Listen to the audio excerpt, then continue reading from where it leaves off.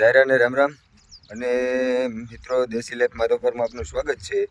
આપણે અત્યારે આવી ગયા છે જીરામાં. સવારના વરમાં હમણાં ઘણો ટાઈમથી યુટ્યુબમાં આપણે વિડીયો મૂકવાનો ટાઈમ નથી આવ્યો, તો આજે આપણે જીરામ ચક્કર મારી છે. શું પોઝિશન છે ને કેવડો ખર્ચો કર્યો ને કેવી રીતે ચાલુ થાય ખર્ચો હવેથી એ તમને બધું કહું. પહેલાં ચેનલ પેજને ફોલો સબસ્ક્રાઈબ કરી લેજો, કારણ કે હમણાં સિઝન એવી હતી એટલે ખેતીવાડીના ટ્રેક્ટરોમાં ને એમાં હલવાના હતા. પણ હવે જીરામાં થોડુંક ધ્યાન દેવું જોઈએ, કારણ કે 1.5 મહિના જેવું જીરું થઈ ગયું આપણું, બરાબર. તો થોડું હે ને આમ ધ્યાન દઈએ ને તો કંઈક વાંધો ના આવે. હવે જો આ દાણે ચડવાની તૈયારી થઈ ગઈ છે, દાણે ચડે છે, ફૂમકી બંધાય છે. હવે પહેલો પ્રશ્ન તો એ છે, જો આમાં છે ને તમને દેખાય ને તો મહી છે, બરાબર. એક પહેલો પ્રશ્ન એ છે. અને બીજો પ્રશ્ન એ છે કે જો આવું જાંબુડિયું થઈ અને સુકાઈ જાય છે, બરાબર. એટલે આ ટૂંકમાં બધાના ખેતરમાં હોવું જરૂરી નથી કે આના પ્રોબ્લેમ બધાને હોય, પણ આપણા ખેતરમાં અત્યારે આ પ્રોબ્લેમ છે. એનું કારણ છે કે આપણે મગફળી વાવી હતી ને એમાં પણ હુકારો હતો, અને ગિરનાર 4 હતી, મગફળી પણ આપણી વહી ગઈ હતી. અને હવે અત્યારે આપણે આમાં જીરામાં દવાનું છંટકાવ ચાલુ કરીએ છીએ પિયત ભેગો, બરાબર. તો આને આપણે રેતી ભેગું ભેળવી અને મેટાલિક્સિલ છે રેતી ભેગું ભેળવી અને છાંટી અને પછી પિયત આપીએ તો હાલે, અને પાણી ભેગું પાઈ દઈએ તોય હાલે.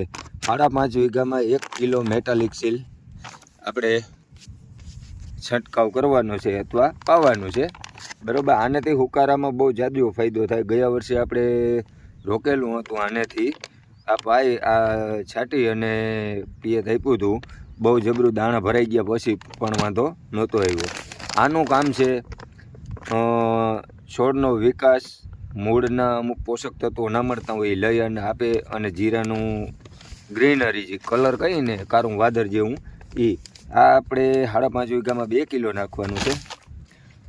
અને આ છે કેલ્થિયસ, આ આપણે હમણાં ઉપરથી એ છાંટેલું છે, અને 5.5 વીઘામાં 1 લીટર પાઈ પણ દેવાનું છે. હવે વાત કરીએ ને ખર્ચાની, તો ખર્ચા તો છે ને આમાં એકલધારા ચાલુ જ રહીએ. જીરું વાવવું હોય ને તો ખર્ચો ચાલુ જ રાખવાનો, કારણ કે આ વસ્તુ એવી છે, આમાં આવી ગયું તો આવી ગયું અને નક્કી જાય તો ખરું.